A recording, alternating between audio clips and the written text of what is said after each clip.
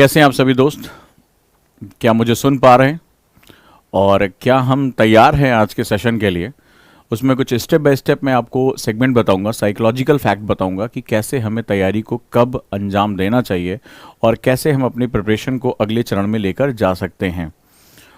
उम्मीद करता हूं दोस्तों आप सभी को जो अभी तक सेमिनार चल रहे हैं, जो अभी क्लासेस चल रही हैं, उसके आपको फ़ायदे मिल रहे होंगे। एक्चुअली इसको सेमिनार में नहीं कह सकता, ना इसको मैं वेबिनार कह सकता हूँ। ये बेसिकली वर्कशॉप है जहाँ पर मैं आपको कुछ चीज़ें सिखाता हूँ। जहाँ पर इससे पहले मैंने टाइम मैनेजमेंट, इससे पहले मैंने सेंस ऑफ अर्जेंसी और तमाम ऐसी महत्वपूर्ण बातों के बारे में बताया। कल जो मेरी क्लास हुई थी वो एक ऐसी क्लास थी, अगर आपने उसको फॉलो किया अगले कुछ दिनों तक तो बहुत आपकी लाइफ में चेंज आएगा। कल मैंने आपको बताया कि टॉपर स्टूडेंट जो होते हैं वो कैसे थिंकिंग करते हैं, उनके थिंकिंग मैथोलॉजी क्या होती है, और आप इसके लिए अगर आप जाएं तो आप बीजिंग यूनिवर्सिटी या जो है आप जो प्रिंसटन यूनिवर्सिटी है वहाँ के करिकुलम में भी देखेंगे तो वहाँ पर इस तरह से चीज़ों को सिखाया जाता है कि एक थिंकिंग कैसे होती है। डॉक्टर अदापा कार्तिक का अगर आपको स्टेटमेंट मिल जाए, जो यूपीएससी टॉपर थे, तो वो भी इसके बारे में बहुत ज़्यादा उन्होंने व्याख्यान दिए हैं, उसके बारे में उन्होंने बताया है। लेकिन जो सबसे महत्वपूर्ण बात है, मैंने इसको मॉडिफाइड किया, और अगर आपने कल उस चीज़ को देखा और समझा होगा और आपने उसको फ्लो चार्ट बनाया होगा, मेरे बहुत से बच्चों ने बनाया और उसे मुझे भेजा भी, तो धीरे धीरे एक टाइम लगता है। जैसे द वन थिंग के बारे में बताया, तो एक ही चीज़ है। देखिए मैंने आज पूरा चार्ट सुबह से प्रिपेयर किया और मुझे अगले 30 दिनों में जिस चीज़ को आइडेंटिफाई करना है मैंने उस पर काम किया। मैंने उसका भी उसका प्रिंट लिया और प्रिंट करके मैं उसको दीवार पे चिपका दिया कि मुझे ये इस चीज़ पर फोकस करना है। तो हमारे जीवन में एक बहुत बड़ा परिवर्तन इससे निकल कर आता है। लगभग 5 किताबों का निचोड़ मैंने आपको बताया टाइम मैनेजमेंट को लेकर। अगर आपने उसको अभी तक नहीं देखा है, अभी तक उसको आप समझ नहीं पाए हैं, तो आप उसको फॉलो करना शुरू करिए और अपने जहाँ आप पढ़ते हैं वहाँ पर उसको जो है वो प्रिंट लेकर सामने रख दीजिए।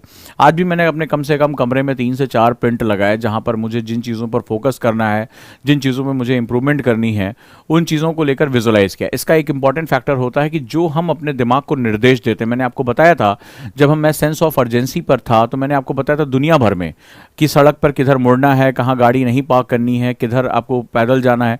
हम पूरी दुनिया में साइन बोर्ड्स का यूज़ करते हैं, यानी हमारी चीज़ें, हमारी आंखें जो देखती हैं, हमारा दिमाग उस इंफॉर्मेशन को परसीव करता है, उसको ग्रहण करता है। तो जो भी आप अपना थिंकिंग करें, आप सोच रहे हैं कि मैंने अपनी कॉपी में लिख लिया और बहुत हो गया। जहाँ पर भी आप अखबार पढ़ते हैं, अपनी कॉपी पढ़ते हैं, वहाँ पर उस चार्ट को, जो मैंने आपको बताया था कि जो टॉपर स्टूडेंट होते हैं वो कैसे थिंकिंग करते हैं, जो टॉपर दुनिया के जो सक्सेसफुल लोग हैं वो कैसे थिंकिंग करते हैं, उसको वहाँ पर चिपका दीजिए। अगर आप ऐसा करने में सक्सेस होते हैं तो धीरे धीरे, शुरुआत में आपको रिलेक्टेंट होगा। अगर आज आपने कोशिश की होगी सुबह न्यूज़पेपर पढ़ने की, तो आपने देखा होगा आप बहुत रिलेक्टेंट हो रहे हैं, आप बहुत ही ज़्यादा जो है वो मुश्किलों के सामना कर रहे हैं। लेकिन धीरे धीरे धीरे ऐसा समय आएगा, आफ्टर 10 12 डेज 15 डेज, धीरे धीरे आपको ईज होने लगेगा। आपका जो न्यूरॉन है वो न्यूरॉन एक्यूरेटली काम करेगा और धीरे धीरे आपका एक पाथ बनकर तैयार हो जाएगा। और धीरे धीरे आपको जो न्यूज़पेपर पढ़ना, किताबें पढ़ना, नोट्स बनाना, ये सब चीज़ें एक अलग स्ट्रक्चर में होकर चली जाएंगी और आप देखेंगे कि फिर आपका सोचने, आपके आंसर राइटिंग करने, न्यूज़पेपर पढ़ने, इन सब का तरीका हमेशा के लिए बदल जाएगा।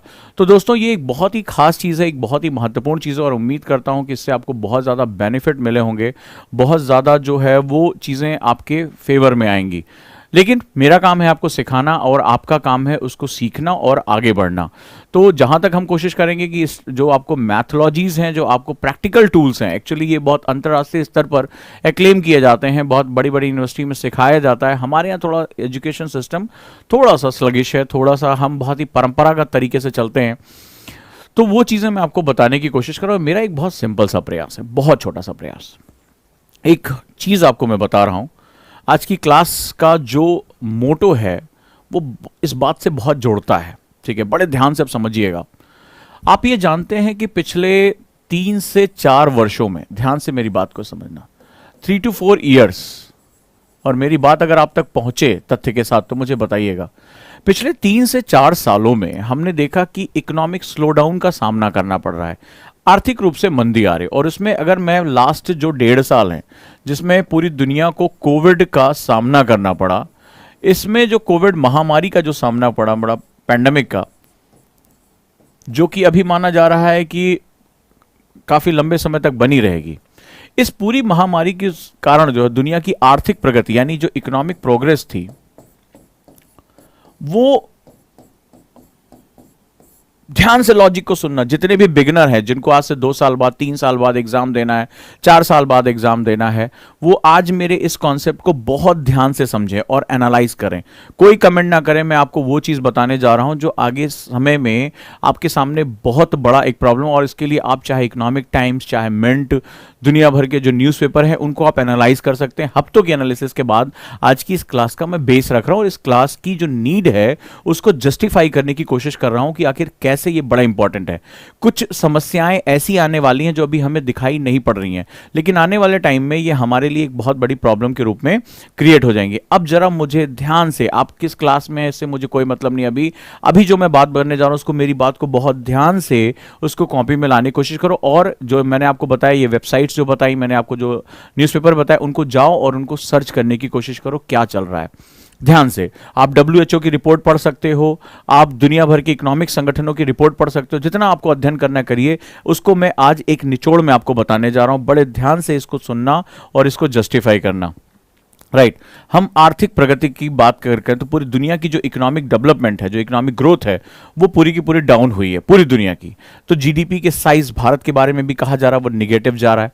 जब अर्थव्यवस्था में लगभग 1% की गिरावट आती है, ध्यान से समझिएगा, तो लगभग 9 करोड़ लोग सुरक्षा जाल से, उसमें जो है वो काफ़ी, ये मैंने अपनी क्लासेस में कई बार पढ़ाया है, तो लगभग जो डायरेक्ट और इनडायरेक्ट यानी प्रत्यक्ष और अप्रत्यक्ष, उसके परिवार जो उनकी फैमिलीज होती हैं, तो लगभग 9 करोड़ लोगों के ऊपर निगेटिव असर आता है अगर अर्थव्यवस्था डाउन हो रही है। तो यहां पर क्या होगा, पूरी दुनिया की आर्थिक प्रगति जो है वो कम होती चली जा रही है। जो दुनिया का फंड है, यानी जैसे किसी भी सरकार के पास जो निधि है, अब वो धीरे धीरे इंफ्रास्ट्रक्चर सेक्टर की तरफ जा रहा है। लेकिन इंफ्रास्ट्रक्चर सेक्टर में, सॉरी, अगर हम इसको बात करें हेल्थ इंफ्रास्ट्रक्चर की तरफ जा रहा है, तो यहां पर जो हम लोग हेल्थ बना रहे हैं वो बेसिकली हम लोग कोई इंफ्रास्ट्रक्चर डेवलप नहीं कर रहे हैं। हम केवल उस महामारी को टालने, मौतों को कम करने, इन पे हम ज्यादा फोकस कर रहे हैं। यानी कंज्यूमेबल चीजों को, वैक्सीन कंज्यूम कर लिया, ऑक्सीजन कंज्यूम कर लिया, ठीक है, ये दवाइयां कंज्यूम कर ली, PPE किट कंज्यूम कर लिए, फेंक दिया उसको। इंफ्रास्ट्रक्चर का मतलब होता है हमने ढेर सारे अस्पताल बनाए, हमने ढेर सारे मेडिकल कॉलेजेस बनाए, हमने ढेर सारा इंफ्रास्ट्रक्चर क्रिएट किया, हमने नई नई दवाइयों की फैक्ट्रियां क्रिएट की, और हम आगे चलकर हम एक वैश्विक रूप में जाते हैं। हम अभी जो एक्चुअली मेडिकल एक्सपेंसेस पे हम जा रहे हैं वो हम कंज्यूमेबल्स पे बात कर रहे हैं। हमने इंजेक्शन ले लिए, हमने जो है वो वैक्सीन्स कर ली, PPE किट्स हो गया, मेडिकल इक्विपमेंट्स, ऑक्सीजन सप्लाई, जो भी उससे रिलेटेड तमाम जो है वो पैरासीटामॉल, ये कंज्यूमेबल्स हैं।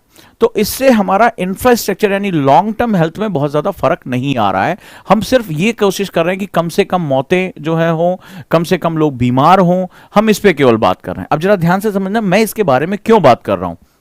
जब पूरी दुनिया की आर्थिक प्रगति कम हो रही है तो ऑब्वियस सी बात है कि इकोनॉमी का साइज श्रिंक करेगा, और जो जॉब्स हैं यानी प्राइवेट जॉब्स या जो मैन्युफैक्चरिंग जॉब्स हैं जो दुनिया में बहुत ज्यादा हिस्सा रखती हैं, वो जॉब्स में लगातार कमी होती जाएगी। खास तौर पे पिछले कुछ समय से लगभग हर सरकार, भारत सरकार भी उसमें थी, जहां पर वो धीरे धीरे शिफ्टिंग की थी कि आप एंटरप्रेन्योरशिप में जाएं, आप स्वउद्यमिता में जाएं, आप जो है वो प्राइवेट नौकरीज की तरफ जाएं, बड़े बड़े पैकेजेस, हाई पैकेजेस की बात हो रही थी। But due to the packages, अगर आप आज पैंडेमिक की वजह से देखो, बहुत लोगों की जॉब चली गई है, बहुत, अभी तो आंकड़े आए ही नहीं है, उन पर हम बात ही नहीं कर रहे। अभी तो सिर्फ हम एक ही आंकड़े बात कर रहे हैं, कितने लोग बीमार पड़े हैं, कोविड का जो है थर्ड वेव आएगी कि नहीं आएगी, कितने लोगों की मौतें हुई हैं, कौन से राज्य, हम अभी किसी भी और चीज पे बात नहीं कर रहे हैं। लेकिन आने वाले टाइम में ये आंकड़े हमारे सामने आएंगे।